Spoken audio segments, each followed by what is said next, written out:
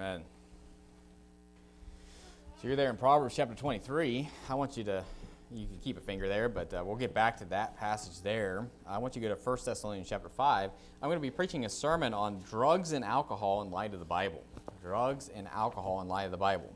Now, this sermon is not a sermon because there's people in the church that I know of that are doing drugs and drinking alcohol or anything like that, but I was actually looking to see the last time I preached on this subject, and it was over 3 years ago, so which time flies when you're having fun, I guess, but it was in 2019, and I was like, well, this is a pertinent subject that always needs to be hit on, and even if it's precautionary, and always the young people always need to hear this too. So even,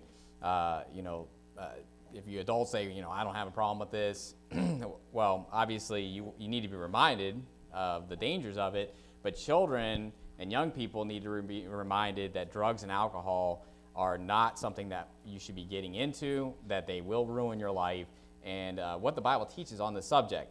So I want to first go on the offense when it comes to this, because a lot of people say, well, weed and, hard drugs, the stuff that's out there today, it's not mentioned in the Bible, okay? And so it's like, well, it doesn't say thou shalt not, smoke crack, It's like, yeah, there's a lot of things that aren't spelled out in the Bible, but you know that that's really dumb to do, okay? And what I'm going to be dealing with is more so just stuff that's commonplace. I guess that's maybe not the term to use, because in West Virginia, methamphetamine is commonplace. That's a big problem in West Virginia is meth. Other places it may be cocaine, it may be other drugs like heroin or something like that. And alcohol, but alcohol is something that is viewed as being acceptable, though. Right? Most people would look at a meth head or a crack head or something like that, and they would say, well, that's obviously, you shouldn't be getting into that stuff. But then they're over there, drinking their wine, drinking their beer, and just, don't think that's bad. Don't think that that's wrong. And there's churches out there, Baptist churches, that have, what I would call beer churches, or beer Baptists, whatever you want to call them, that will try to justify drinking to a certain extent. They'll say, well, it's okay to have a beer, it's okay to have this or that, and usually they're not showing in the Bible where it's okay to drink beer. They'll be like, well, you can drink wine, even though wine is a lot more alcoholic than beer. But I'll say this, beer also will cause you to be more feminine. So men, if you want to have some more estrogen, just so you know, you want to have testosterone. Okay, and I know this gender bending world that we live in, men are taking that stuff, to be women, and women are taking testosterone. But you know what? Most of the men that are drinking beer aren't drinking it because they want to be women, and a lot of times they're drinking that because they're like, oh, it's manly to drink beer. I don't drink that wine stuff. And anyway, all that to say is that all that stuff is garbage. Okay, all that stuff you should stay completely away with, or stay completely away from. And but here's the thing, though: when it comes to drugs and alcohol in general, let's go on the offense here. What's the Bible say that we're supposed to be like, and what is the commandment is for us? And that's to be sober. Okay, be sober. So when you're dealing with drugs and alcohol, what's the opposite of being inebriated or being drunk or being under the influence of some drug? Is to be sober. Okay, so go to 1 Thessalonians chapter 5 and verse 5, and I'm just going to kind of go through a tour de force here, if you will, on being sober, and the Bible talking about us being sober. And when you're drinking alcohol, and when you're doing you're smoking dope, that's what my grandpa would call weed. He'd be like, oh, those dopers. I love that term, actually, because you think of the seven dwarves, dopey. No one wants to be dopey, right? So when you think of smoking dope, you're going to be a dope. You're gonna be a dunce, if you're smoking that garbage. You're like, well, my favorite podcaster, they just smoke that stuff all the time. It's like, yeah. And that favorite podcaster of yours, or who are you talking about? Joe Rogan, the atheist that rejects God. You want to be like him? And, that weed's really helping him realize the gospel and realize what he should be believing in. even though he's hearing all these different points of view. And so are you bashing drugs and alcohol? Yeah, I'm bashing drugs and alcohol. And what the Bible's going to teach here is that you shouldn't even be looking at it, let alone consuming it. Okay. Now, 1 Thessalonians chapter 5 and verse 5, it says, "Ye are all the children of light and the children of the day. We are not of the night, nor of darkness. Therefore, let us not sleep as do others, but let us watch and be sober." Keep reading there. It says, "For they that sleep, sleep in the night, and they that be drunken are drunken in the night." Do you see what the contrast here is? Being drunken, what's the opposite of being sober? Being drunken. Okay? It says, "But let us who are of the day be sober, putting on the breastplate of faith and of love, and for an helmet the hope of salvation." So this is talking about basically putting on the new man, walking in the Spirit. You know, you are light in the Lord. Walk ye as children of light. You know, the Bible says. And so you can't do that if you're drinking alcohol. You can't do that if you're consuming any types of like drugs like weed or cigarette. Well, I guess cigarettes, I mean, you say, well, you know, a cigarette's bad. Well, here's the thing. Are cigarettes good for your body? Are they going to be, good for your lungs? And by the way, there is a drug in there called nicotine that's addicting, and that type of stuff can kill you early, okay? And so you may say, well, I'm not sober, when it comes to doing that type of stuff. But let's just keep it on the stuff that's really going to be causing you not to be sober, because that's what we really want to deal with here, okay? Because you could argue with cigarettes and be like, well, you were over there pounding down cheeseburgers and from McDonald's, that's going to kill you too. And you're not lying. Okay, so like when you're dealing with bad diet and then stuff over here that you're doing that can can harm your lungs and harm stuff like that, that's a different, maybe you put smoking in there with bad eating habits, as far as like how it's going to destroy your body, okay? But what I'm dealing with here is being sober, okay? And when you're smoking weed, you're not sober. When you're drinking alcohol, you're not sober, okay? And you say, well, I'm not drunk though. But are you sober? Right? That's the question you have to ask yourself. Are you sober?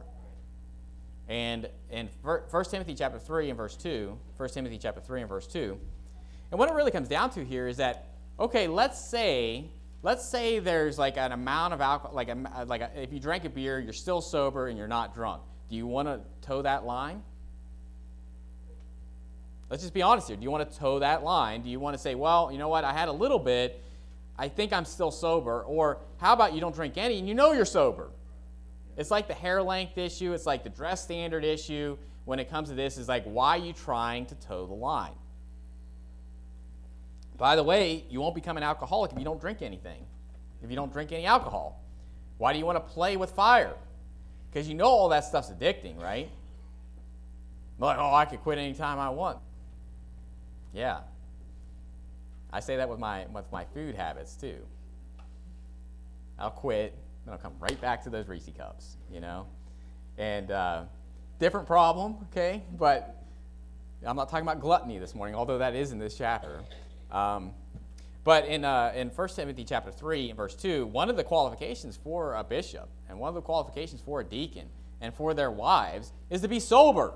Okay, so this is a qualification. So if I was drinking alcohol, listen, I'm disqualified from being a pastor. And it's crazy to me to think that there's pastors that will somehow justify drinking alcohol when one of the qualifications is to be sober. It says in 1 Timothy chapter 3 and verse 2, it says, "A bishop then must be blameless, the husband of one wife, vigilant, sober, of good behavior, given the hospitality, apt to teach." Now that's not the end of the list, but I just want you to focus in.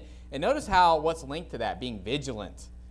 Yeah. Being vigilant and sober, right? And notice what was coupled with being sober in 1 Thessalonians chapter 5? Watching.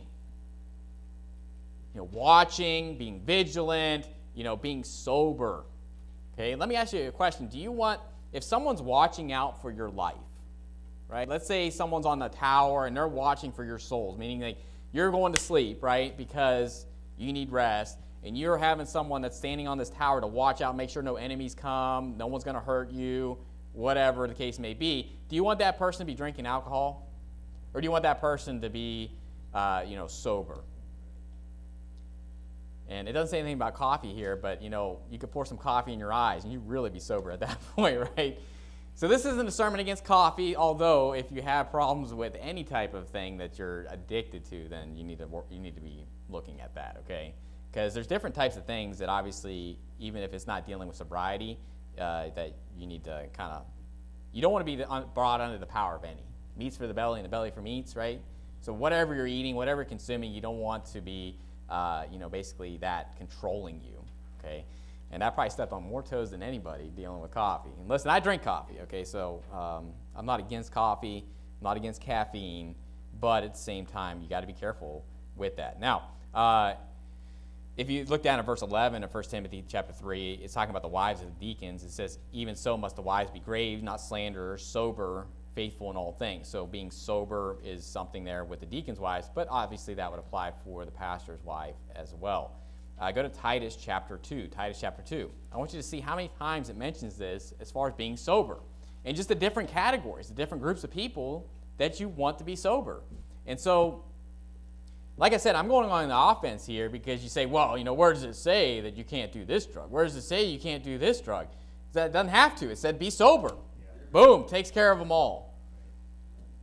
And a lot of times, that's why I love about Jesus preaching in the New Testament is the fact that they'll throw something at him and it's like trying to put him on the defense and he goes on the offense. Right? He just goes straight for the jugular. It's like, you're going to come at me with that, I'm going to throw it right back at you. I'm not even going to answer that question. I'm going to go right back at you with something that you can't answer.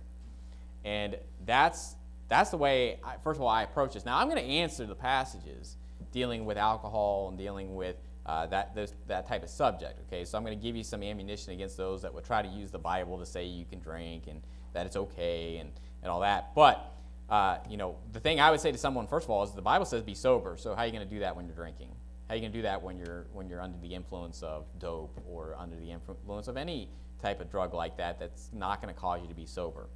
Now, in Titus chapter 2 and verse 1, it says, but speak thou the things which become sound doctrine, that the aged men be what? Sober, grave, temperate, sound in faith, in charity, and patience. The aged women likewise, that be in behavior as becometh holiness, not false accusers, not given to much wine, teachers of good things, that they may teach the young women to be what? Sober, to love their husbands, to love their children, to be discreet, chaste, keepers at home, obedient to their own husbands, that the word of God be not blasphemed. Young men likewise exhort to be what? Sober-minded. Get the point? We're supposed to be sober. From the aged men down to the young men and everything in between, we're supposed to be sober. It's a commandment to be sober. Go to 1 Peter chapter 1. 1 Peter chapter 1 and verse 13. 1 Peter chapter 1 and verse 13.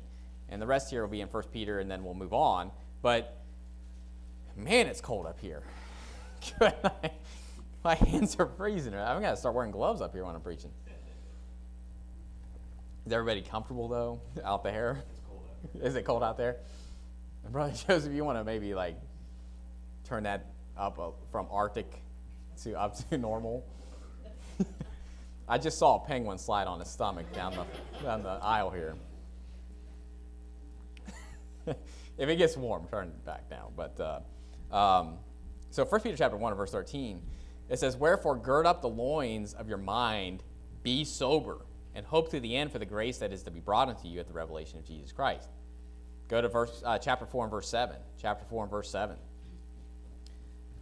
1 Peter chapter 4 and verse 7, it says, but the end of all things is at hand, be ye therefore sober, and watch unto the prayer. So let me ask you a question. As we reach toward, we go towards the end, right, which obviously we're nearer than when we believed, right, meaning that each day that we go by, we're nearer to the end. Should we be less sober or more sober? Because this is specifically talking about, but the end of all things is at hand, be ye therefore sober and watch. And notice how that watch is there. And obviously watching unto prayer. In verse 8 there, chapter 5 and verse 8. Chapter 5 and verse 8. Very famous verse dealing with the devil. And let me ask you a question. If you're gonna resist the devil, right? Resist the devil and he will flee from you. You need to be sober. And it says, be sober, be vigilant, because your adversary, the devil, as a roaring lion, walketh about, seeking whom he may devour. So notice that vigilance, sober, sobriety, dealing with watching, all that stuff is connected, okay? And you say, well, you know what? When I drink, it's like after work, and I'm at home, and I'm in my comfort zone, and that's when I do it. Well, let me ask you a question. What if something happens? What if there's an emergency? What do you do then? And I know, when you're dealing with like sicknesses and stuff like that, it is what it is. I mean, you're just maybe laid up or you hurt yourself or whatever. But it's a self-induced, drunkenness or state of non-sobriety. And you know what? Things happen. I wasn't really planning on going to the ER the other day, but I did. And, there's things that just happen, and there's things that you don't know what are going to happen. And what if you were just like, you were inebriated, you were drunk, and then like your spouse is like, hey, this is an emergency, I can get to the hospital, and you're just like, well, I can't drive you because, I'm under the influence. Or then you do, and then you wreck into somebody and kill somebody, and then you have that on your conscience for the rest of your life. And so you got to think about these things that you don't know when you're going to need to be more sober, and on top of that. Because you say, well, at this time, right here, I don't need to be sober. You always need to be sober, okay?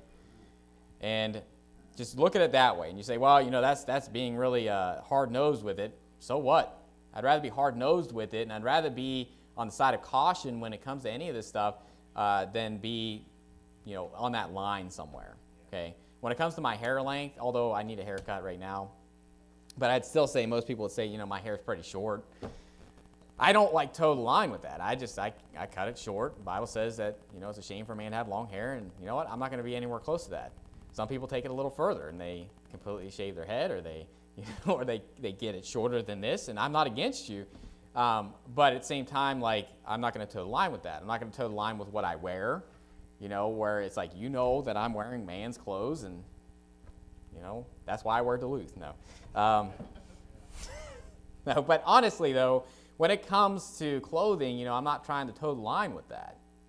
And you say, is it wrong to wear pink?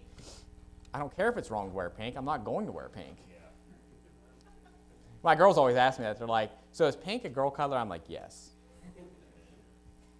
Not inherently, right? I'm not saying like someone wears pink, they're, wicked, and, it's not scripture. But in my mind, my standard is that's a girl color. I mean, when you have a girl, at the hospital, they give you pink. Now, who knows what they give you now, with this gender-bending garbage that's going on. And but at the same time, you know what? Pink, girl, blue, boy. Okay? Actually, girls, you can wear blue too. So, you got the best of both worlds. But when it comes to that, purple, I don't think purple is a girl color. But, there's standards that you have there. And I'm not against purple, but I'm not necessarily going to wear a pastel purple, right? I don't want to look like an Easter egg.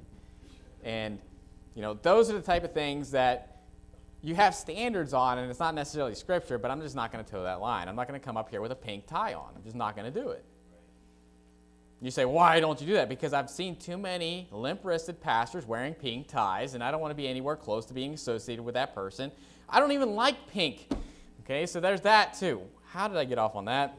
But so it's not a color I like. So, but go to Proverbs chapter 17. Proverbs chapter 17. So when I'm talking about drugs and alcohol, I don't want this to be confused with, I don't want you to think that I'm against medicine, okay? Because there is a difference here dealing with this. And I just wanted to show you a couple verses here that the Bible does talk good about medicine, but you got to know how to separate these two, okay? And sometimes medicine can turn into drugs and alcohol, meaning that people will justify using prescription drugs that would maybe be used to heal from something or deal with some like catastrophic event, and then use that as medicinal purposes of like just recreational use, okay? And then that's not being sober, okay? So, for example, if I was in a car wreck and just everything hurts and they're opening me up, I mean, give me morphine, give me whatever you need, and obviously I'm not sober at that point. Does that make sense? But there's a difference between that and just like I got home from work and give me a morphine drip.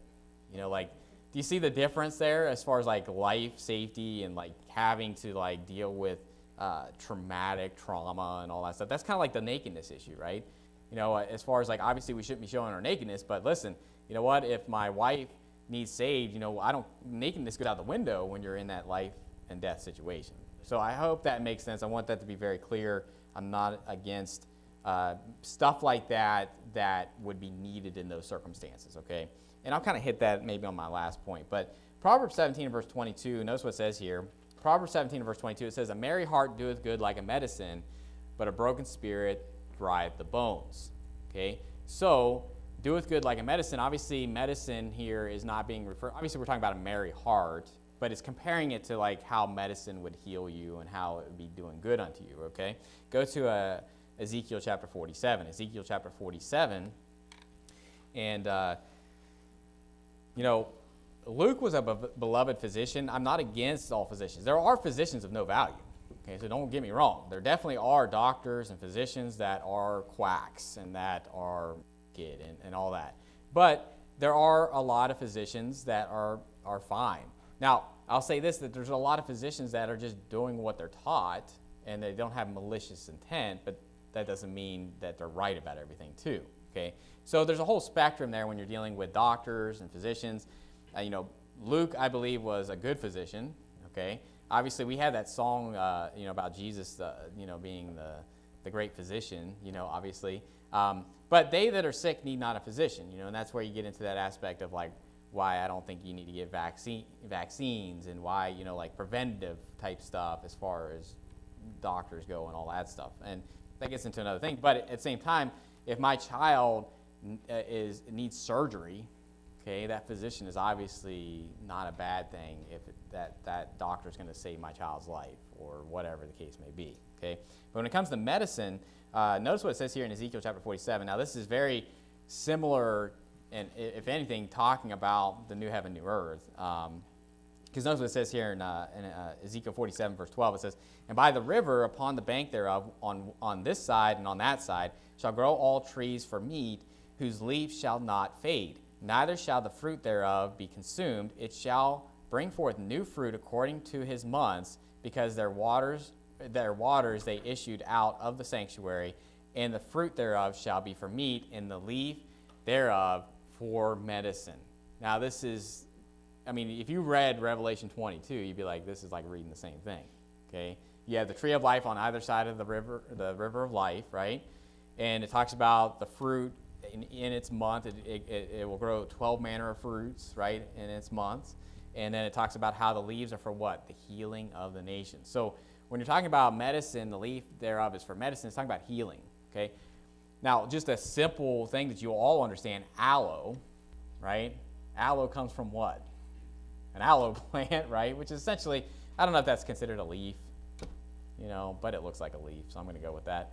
But that being said is that there's obviously medicines that can help heal things and all that. Okay, so let's say that is that I'm not against medicine, but listen, I got my wisdom teeth taken out once because you only do that once, right? So, and I remember they gave me oxycodone, I think. Oxycodone, was that what it was? What was it? Oh, okay. Well, maybe it was. Well, whatever it was something similar to those type of drugs where it was like an intense painkiller, okay? And obviously when you get your wisdom teeth out, it doesn't feel good, right? You're really sore, all that stuff. And that type of stuff I think can have its place in like really like conditions where there's a lot of pain and you think of people that have like major burns and things like that where you're just like, yeah, that stuff's needed for that type of stuff. But I still remember to this day, I remember taking that when I first got out of the procedure, and then I just remember one night, I'm like, oh, it's time to take that pill again, and I'm like, wait a minute, I'm not even in pain. And it was just this realization like, oh man, that's how that stuff starts. And obviously I threw it all away and got rid of it and everything else, but you don't even realize it. You get into a habit of using it, and what it does though is you're not sober when you're taking that stuff, right? A lot of this like painkillers and muscle relaxers are like, you can't drive. And listen, if you can't drive, you're not sober, okay? If it's like messing with your functions to that extent, okay? So when it comes to drugs, and that type of stuff, listen, the key is that we're commanded to be sober. And taking out like medical procedures and life-threatening situations here, where obviously, even God put Adam to sleep when he took out his rib. Okay, so I mean, obviously there was an anesthetic, if you will, or anesthesia. I wouldn't say he's an anesthesiologist, but at the same time, like obviously he put him to sleep so that he could take out his rib. He didn't do that while he was just standing there talking to him. Okay, so I think there's some principles there when you're dealing with surgery, you're dealing with those type of cases there. But in general, speaking here though, on a daily basis, when you're not dealing with those type of situations, you should not be taking that type of stuff. You should be getting out of all those any type of drugs that are not going to allow you to be sober. Okay. Now, go to John chapter 2, and I'm going to deal with alcohol here. So when it comes to like drugs like that, I just stick with be sober. Okay, are you sober? And John chapter 2 is dealing with where Jesus turned water into wine. And this is where every beer church, every beer Baptist, everybody that claims to be a Christian is going to say, well, Jesus made water into wine, therefore it's okay to drink wine. It's okay to drink alcohol. Even though they don't even like look at the story as far as what's going on here. Let's read the story, and let's see if this wine would be alcoholic. You say, well, wine's always alcoholic. No, it's not. Okay, and I'm going to prove without a shadow of a doubt in the Bible that wine is not always alcoholic. Okay, and that's where people are just like, wine's always alcoholic. Well, you know what? Maybe today, in today's vernacular, wine is only used for alcoholic. And it's been replaced with grape juice if it's not alcoholic.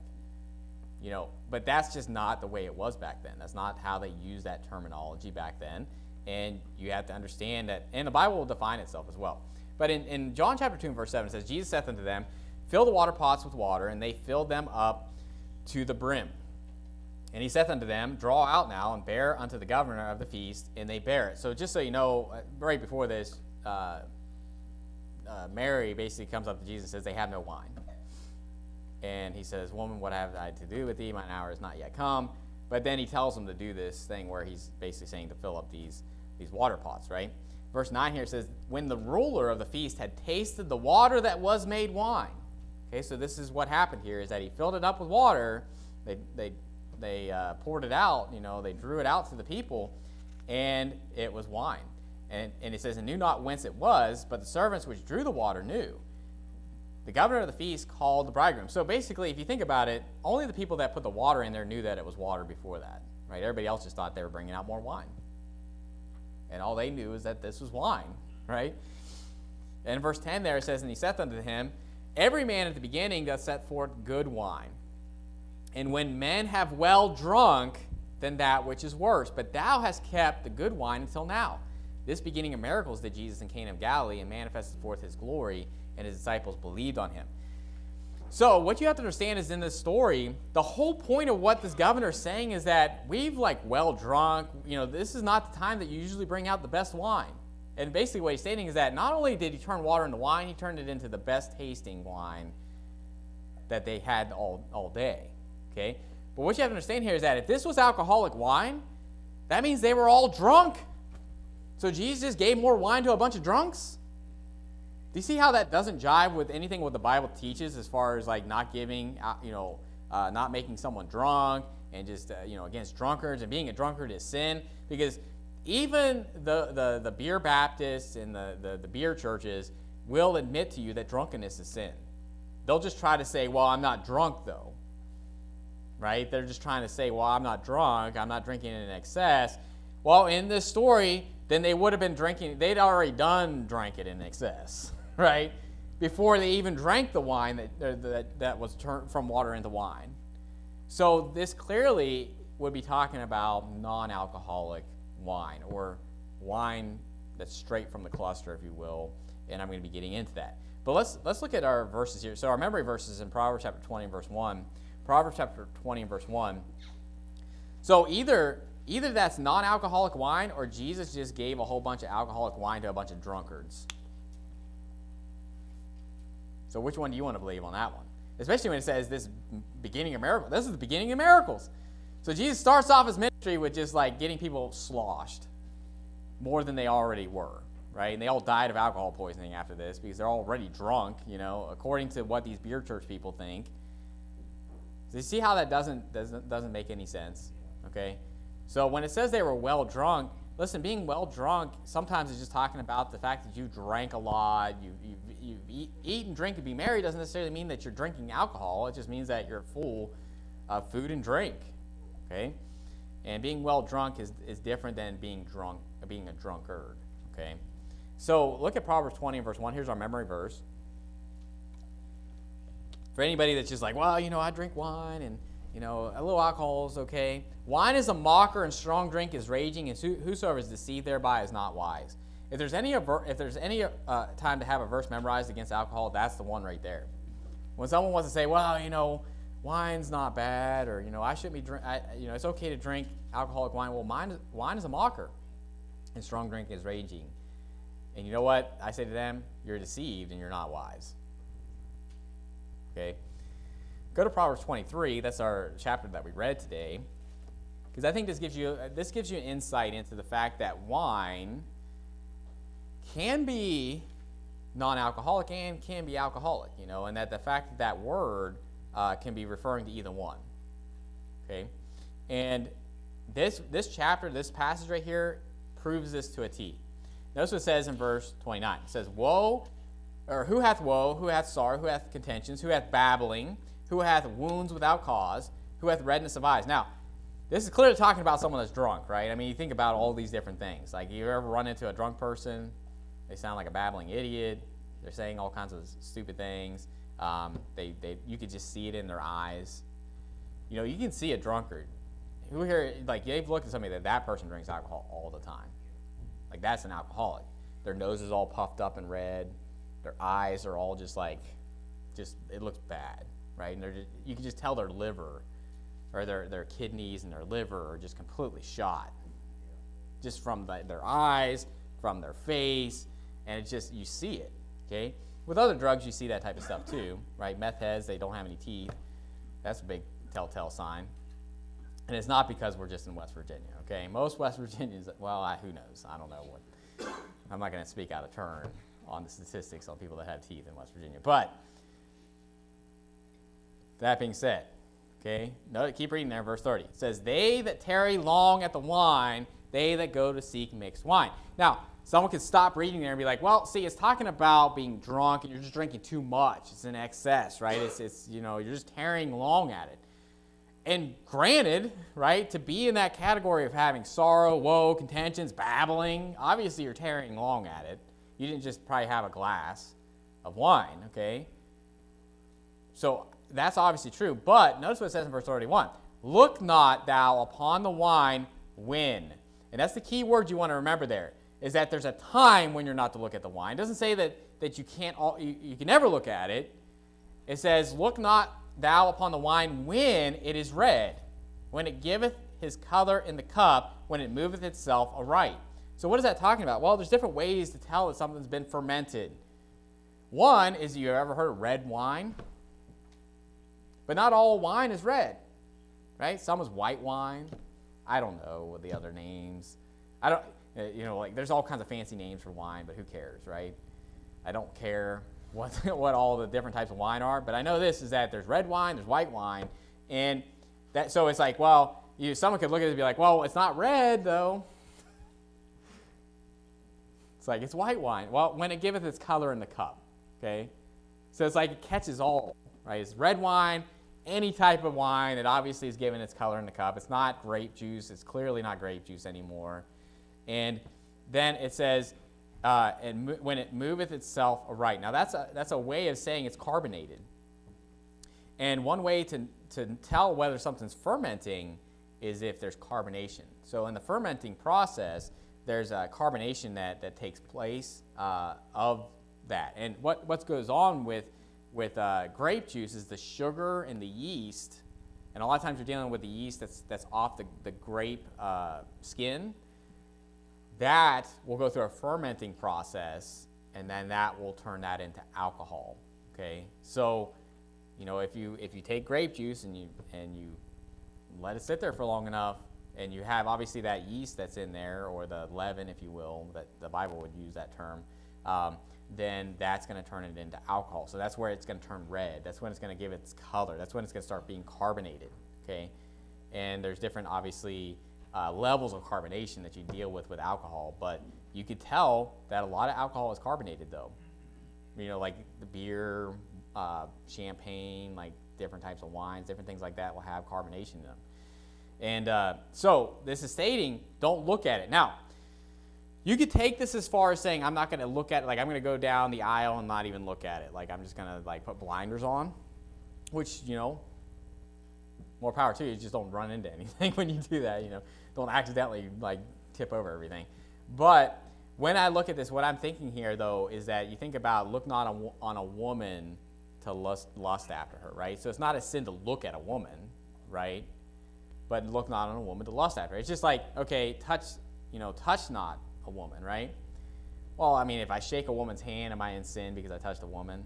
But obviously that's implying something else, okay? Obviously getting into like why you'd get married and all that stuff, okay?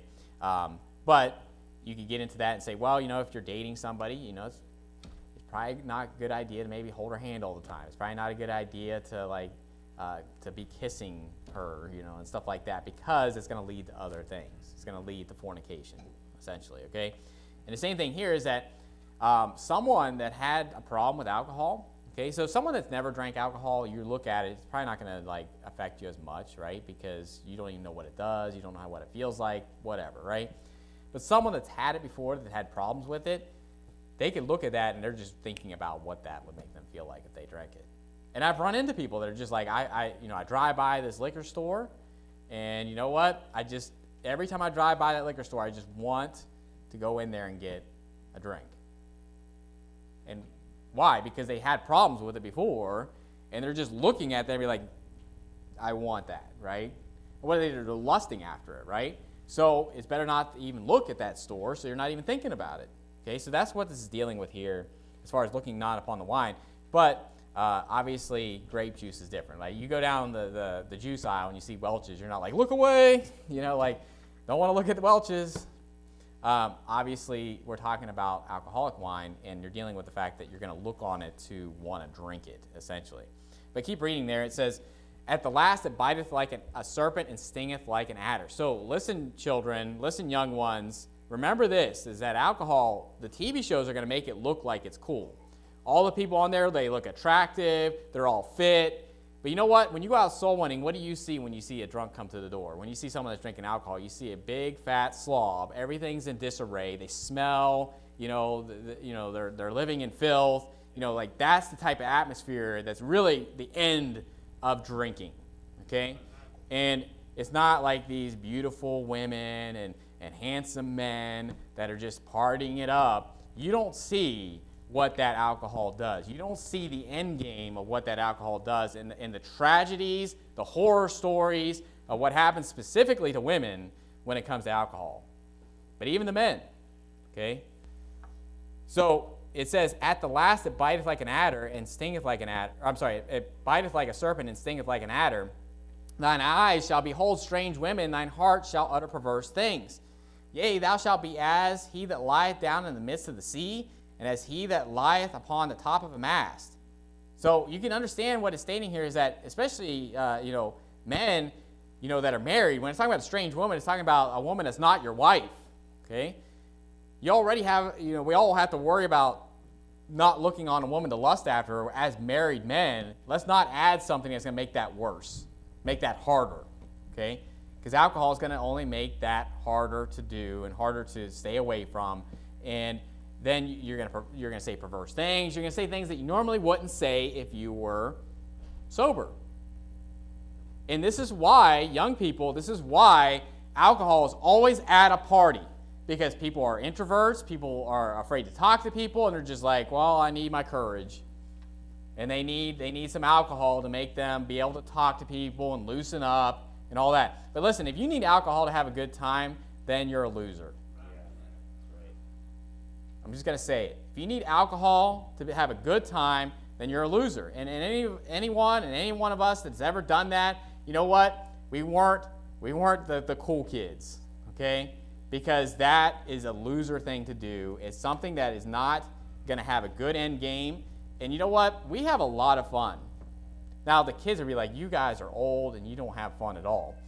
But you know what? I have a lot of fun being a Christian and doing things with Christian people and things that, listen, you know what's fun about doing things that are right? You don't have to feel guilty about it later. You know what's great about like being married is you don't feel guilty. Like fornication is going to make you feel guilty. It's going to make you feel horrible. And you know what? The end game to that is always bad. Okay? Marriage, though, marriage is honorable and the bed undefiled.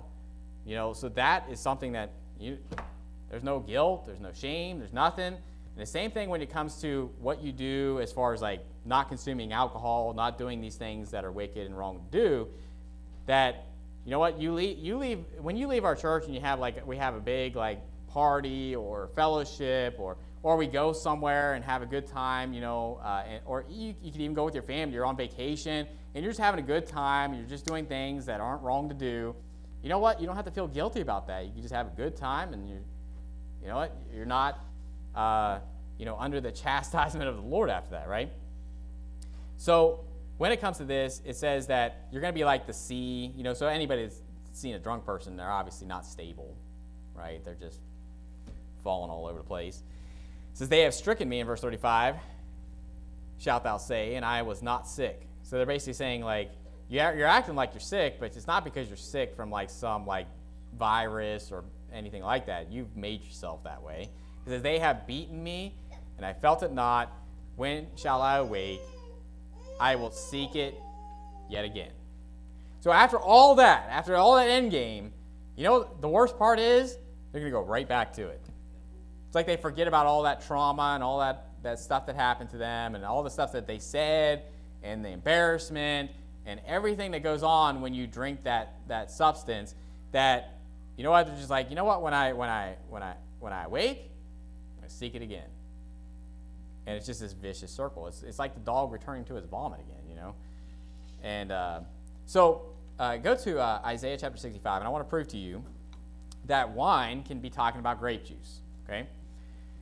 And what the Bible uses here is a term called new wine, okay? When you see that term, that phrase new wine, you're dealing with non-alcoholic wine. You're dealing with like grape juice or juice of some stuff. It doesn't have to be grapes, because wine can be talking about other types of juice or drink of that sort. Okay, but for sake of argument, we're going to bring up grapes. I'm going to bring up like what you normally think of. Okay, because that obviously would be encompassed in it. But in Isaiah 65 verse 8, look at this verse right here. It says, "Thus saith the Lord, as the new wine is found in the cluster." So let me ask you a question here. Can that be alcoholic? Okay, is anybody going to tell me that there's a grape out there that has alcoholic wine in it? Okay, the new wine found in the cluster. Okay, so it's clearly the new wine is talking about what? Grape juice, what we would call as grape juice, right? Or some kind of juice. It says in one set, "Destroy it not, for a blessing is in it. So will I do for my servant's sake, that I may not destroy them all." Okay, now go to Proverbs chapter 3 and verse 10. Let me show you another place where it's clearly talking about unfermented wine, essentially.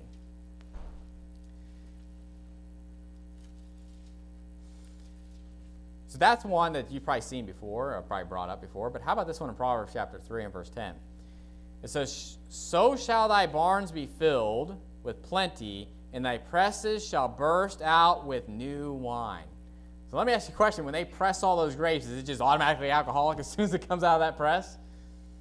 Right? I mean, obviously what's coming out of the press is grape juice. But if it sits and it has time to ferment, then that's when it's going to turn into an alcoholic beverage, or alcohol is going to be in that. And that has to do with that fermentation process with the yeast. And there's obviously yeast that's on the outside of that grape and all that, okay?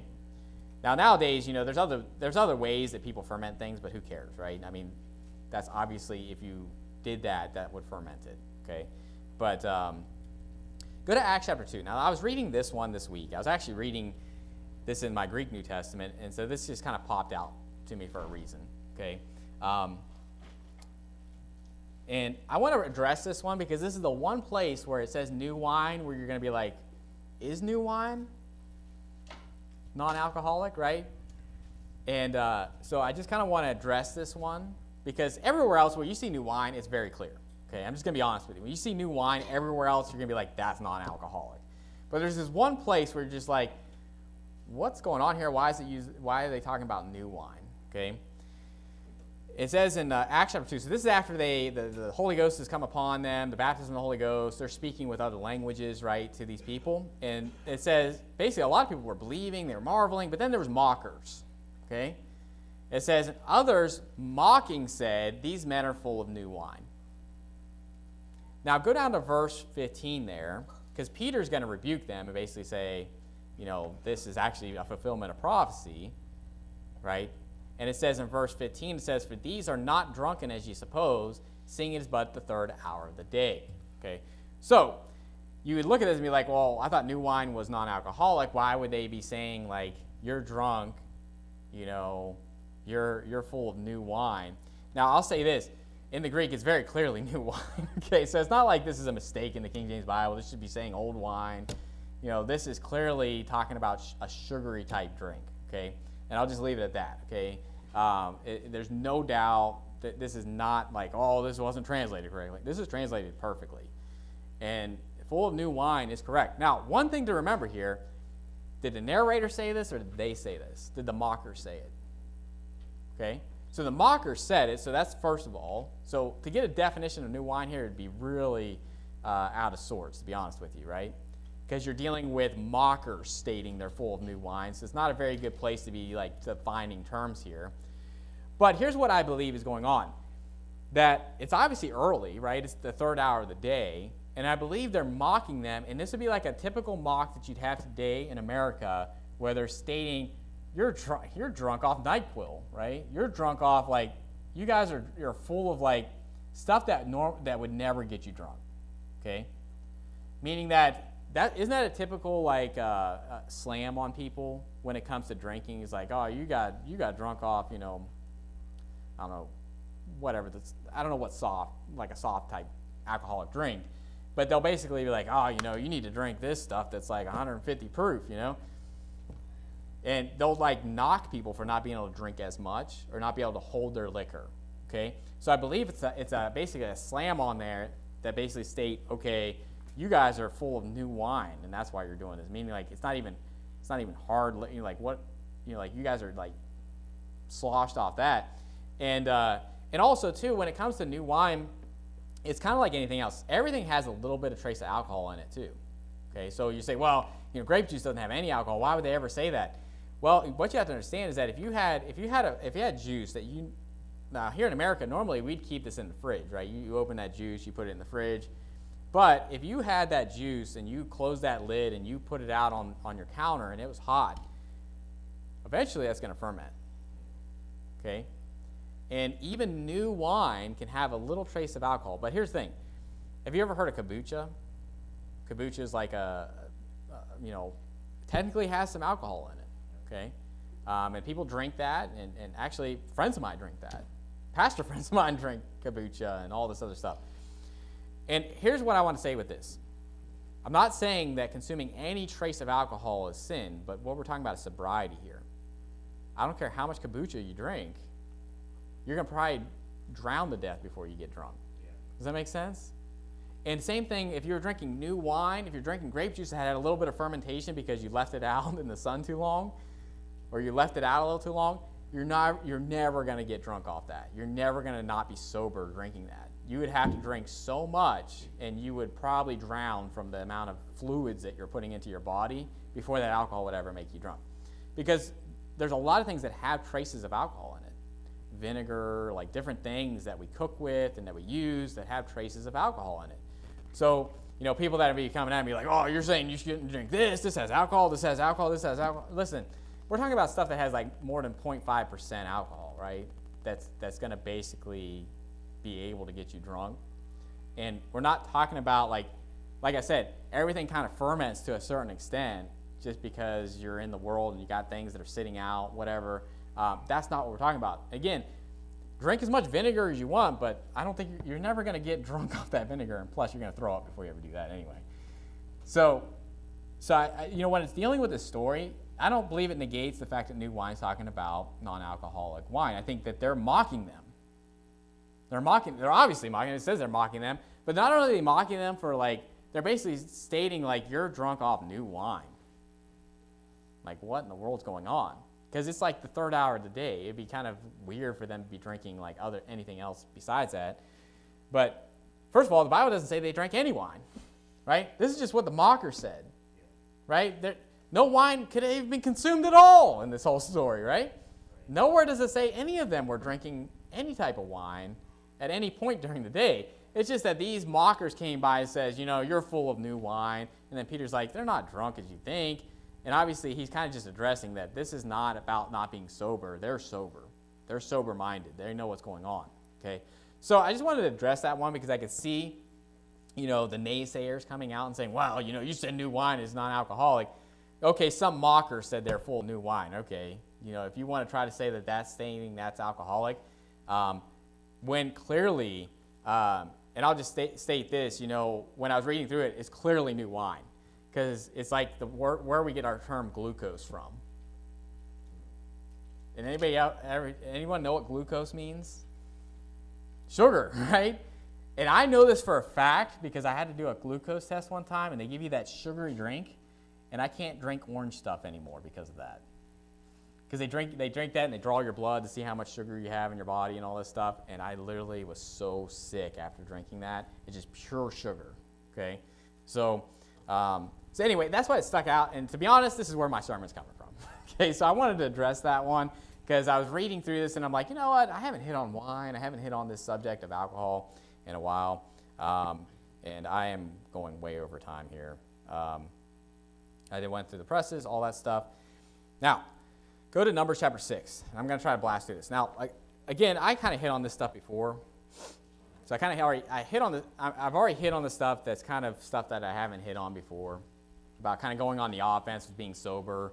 But there's arguments out there as far as well, what about these passages? Okay, so I kind of want to just blast through this real quick and we'll be done as far as some of these arguments. Okay, so bear with me. You may not be able to turn to all these passages, but in Numbers chapter 6, you're dealing with a Nazirite vow, and I want to show you first of all that wine sometimes can be talking about vinegar. It could be talking about grape juice, it could be talking about alcoholic wine, and it could be talking about vinegar. And these are three different types of things, okay? But it could be coming from the same, fruit, okay? So in Numbers chapter 6, verse 1, it says, "And the Lord spake unto Moses, saying, Speak unto the children of Israel, and say unto them, When either man or woman shall separate themselves to vow a vow of a Nazirite, to separate themselves unto the Lord, he shall separate himself from wine and strong drink, and shall drink no vinegar of wine, or vinegar of strong drink, neither shall he drink any liquor of grapes, nor eat moist grapes or dried. All the days of his separation shall he eat nothing that is made of the vine tree, from the kernels even to the husk." So you notice that when you're talking about wine, what you're dealing with, stuff from the vine tree, that's where you're getting that term from. So it doesn't have to be grapes, okay? But notice that it talks about wine and strong drink. Then it talks about vinegar of wine and vinegar of strong drink, okay? And then it talks about liquor of grapes. Usually when you think of liquor, you're thinking of alcoholic liquor, but liquor doesn't necessarily mean alcoholic. It's just a term that I believe here, this is clearly talking about grape juice because then it says eating moist grapes. So it's even you can't even eat grapes, okay? You can't drink grape juice, you can't eat grapes, you definitely can't have the alcoholic wine or the strong drink, but you also can't have vinegar of wine or vinegar of strong drink. Okay, so you're basically just cut off from that whole realm of food, okay? Now, when it comes to this, vinegar, okay, like I said, you think of the wine that's in the cluster, new wine that's in the cluster, you're dealing with grape juice, right? It's sugary, and that sugar and that yeast will cause that to ferment into alcohol. But wine, like alcoholic wine, or even different types of grape juice and stuff like that, has a different ferment process, or maybe a second fermentation process, where it actually will use bacteria, and that will ferment into vinegar, which basically takes away the alcohol content. Okay, and there's still a little bit of trace. Like if you looked at vinegar, there's going to be a little bit of trace, but that's where vinegar comes from. Okay, so actually the Nazirite vow shows us this spectrum. Okay, and you say, well, is wine ever mentioned as vinegar? Actually, in a very famous passage, it is. Go to Matthew chapter 27. Matthew chapter 27, verse 34. Matthew 27, verse 34. And you say, what? How do you know this is famous? Well, it's the crucifixion of Jesus. So I would say that's probably the most famous passage, the death, burial, and resurrection. But in this passage, it's actually going to show us from a cross-reference here. You could get that from Numbers, right? Vinegar of wine, that it's vinegar. But what I'm going to show you is that just saying the word wine could be talking about vinegar of wine. Matthew 27, verse 34. It says, they gave him vinegar to drink mingled with gall, and when he had tasted thereof, he would not drink. So this is very famous, right? Is that, he wouldn't drink it. Now, when he's on the cross, remember he says, I thirst, and they put vinegar, just vinegar, and then he took that and received it. Okay, so there's two separate places here. One's before where it was mixed with gall, though, and he wouldn't drink that. Okay, go to Mark chapter 15 and verse 23. Parallel passage talking about the same exact event. Notice what it says here. Mark 15, verse 23. Mark 15, verse 23. It says, and they gave him to drink what? Wine mingled with myrrh, but he received it not. So what do you see here? Well, you see two things. Well, vinegar and wine are interchangeable there, but also gall and myrrh are interchangeable. So it gives you a little more specifics, doesn't it? As far as like what you're dealing with here, as far as like, well, it's not just gall, it's myrrh that's causing it to be gall, But you see here that vinegar of wine in Mark chapter 15, was that alcoholic wine that they were giving him? Was that grape juice that they were giving him? No, it was vinegar, right? So, people are saying, well, wine is always alcoholic wine. No, actually, there's actually two other meanings for that word. One's non-alcoholic, one's vinegar, okay? Now, one I'm going to blow through here because I kind of hit on this before, but when it says that deacons are not to be given to much wine, this does not give Brother Dave the license to drink a beer, okay? Or wine, or like have a glass of wine or something like that. When it's talking about wine, because it talks about Timothy, use a little wine for thy stomach's sake. Wine, like I said, I believe in this case is dealing with grape juice, and that's actually, back then, and even now, if you were to try to make grape juice, it's actually a luxury, if you will. So when you're dealing with this, it's something that costs a lot of money. Back then it would cost a lot of money, even a lot of places today. We think of America, it's like cheap. You go down to Kroger and get it. But if you go to other countries like that, you're not going to be drinking wine and milk and like stuff like. And when I say wine, I'm talking about grape juice. You're not going to be drinking this stuff because it's just not available in a lot of cases, or it's really expensive in a lot of cases. Okay. So when it's talking about this, when it says given to wine, it's not talking about not drinking it at all. Because like it says that a pastor is not to be given to wine, but then a deacon is not to be given to much wine. I believe it's dealing with luxury. But when it says given to, that's like having a proclivity to do something. Like you're given into it. Like you're just given into that. Like it's just taking hold of you, essentially. Now, another place that you can cross-reference is when it talks about being given to filthy lucre. Like a pastor is not to be given to filthy lucre. In the, it says that in Titus, but in 1 Timothy, the same list of qualifications, it says greedy of filthy lucre. So you can cross-reference those and see, like, well, given to is kind of like being greedy of it.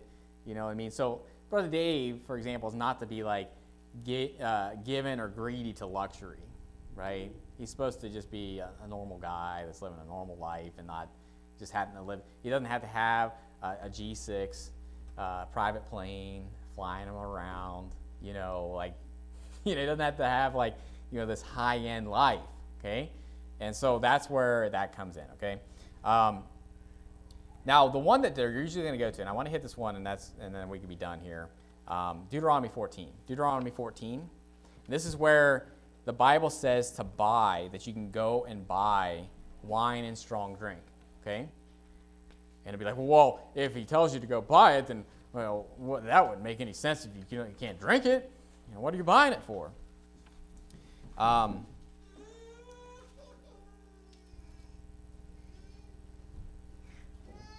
The other things I was going to hit on was, people say that Jesus drank alcoholic wine at the Lord's Supper. It says that he ate of the fruit of the vine. Boom, done. Okay?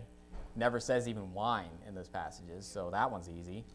Look up all those passages where he's eating the Passover with his disciples, fruit of the vine. Straight up tells you it's grape juice, okay? When it says the old wine is better, it says, for he said the old wine is better.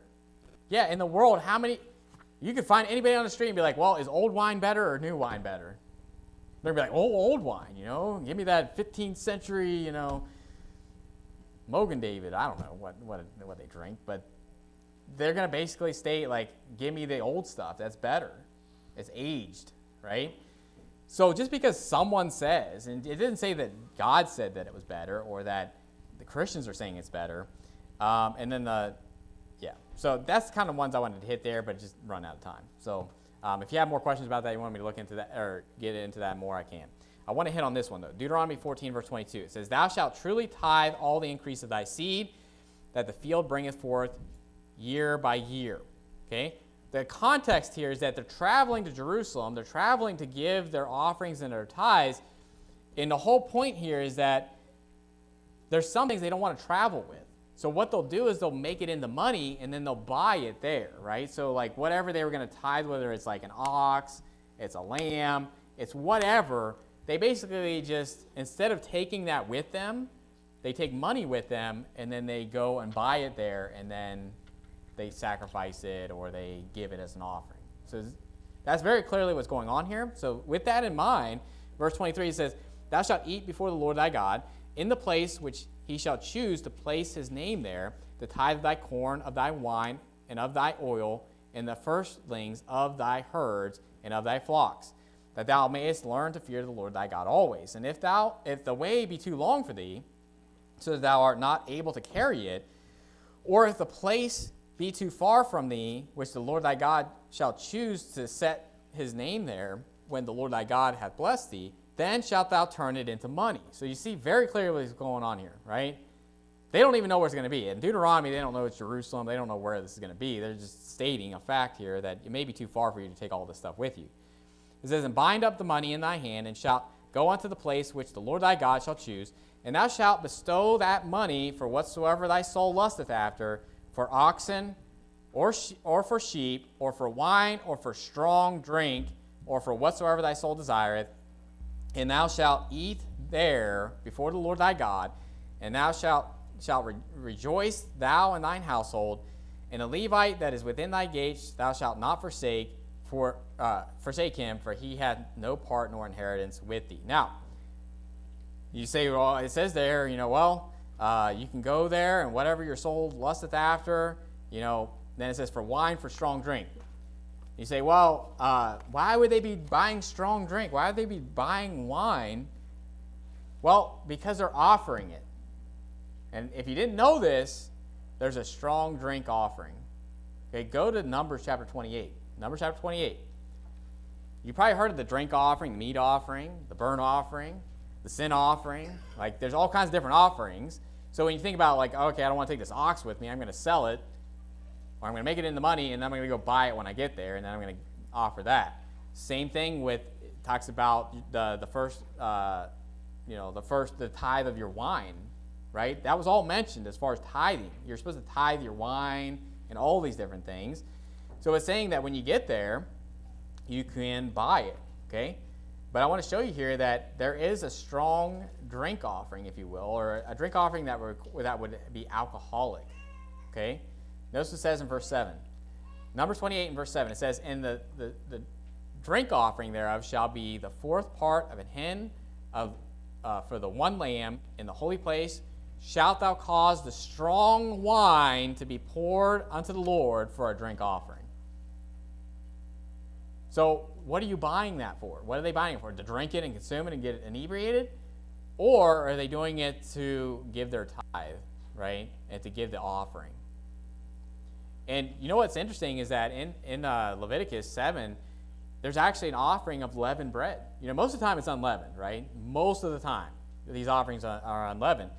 But in Leviticus 7:13 it says, besides the cakes, he shall offer for his offering leavened bread with the sacrifice of thanksgiving of his peace offerings. So you think about it, it's just like there's this special case where you'd have like a strong drink offering, and there's this special case where you'd have this leavened bread offering. And there's reasons for that. And I'm sure there's pictures and allegories that would be associated with that. But Deuteronomy 14 does not say that it's okay to go buy strong drink and drink it. Okay? The whole context is about tithing it. Right? It's not about just going down to this Jerusalem and just drinking, eat, drink, and be merry, right? Is that why they're going there? Or are they going there to offer sacrifices unto the Lord? That's the whole reason that they're even making this pilgrimage and this journey. Okay? So, I know I didn't get through everything I wanted to get through here. The last thing with that old wine is better. Like I said, it's talking about someone saying that. Jesus isn't saying it's old wine is better. Remember this, that in 2 Samuel 17, verse 14, it says, and Absalom and all the men of Israel said, the counsel of Hushai the Archite is better than the counsel of Ahithophel. For the Lord had appointed to defeat the good counsel of Ahithophel, to the intent that the Lord might bring evil upon Absalom. So if you know the story, obviously, basically Hushai comes in and gives this bad counsel, right? But then they're saying, no, that's good. So just because someone else says it's good in a story doesn't mean it's actually good. Actually, in that case, it's the opposite. It's not good, okay? So old wine is not better for you. It's not better to drink old wine. Obviously, in the world standards of alcoholism, then yeah, old wine would be better, alcoholic-wise, but it's not better as far as being good, okay? So I know that was long, but I wanted to give you some ammunition when it came to drugs and alcohol. Be sober, be on the offense with this, and when it comes to any verses in the Bible, new wine is talking about non-alcoholic wine every single time, and there's actually wine that's talking about vinegar. So when people are trying to say, well, wine always means alcoholic wine. Nope. They're completely ignorant of what the Bible says on that. So let's end with a word of prayer. Dear Heavenly Father, we thank you for today. Thank you for your word. And just pray to be with us throughout the rest of the day. Pray to be with us as we go soul winning. And Lord, just help us to obviously stay away from any type of alcohol, any type of drugs that would cause us not to be sober. And Lord, we just pray that you be with us and help us to be glorifying it to you. In Jesus Christ's name, amen.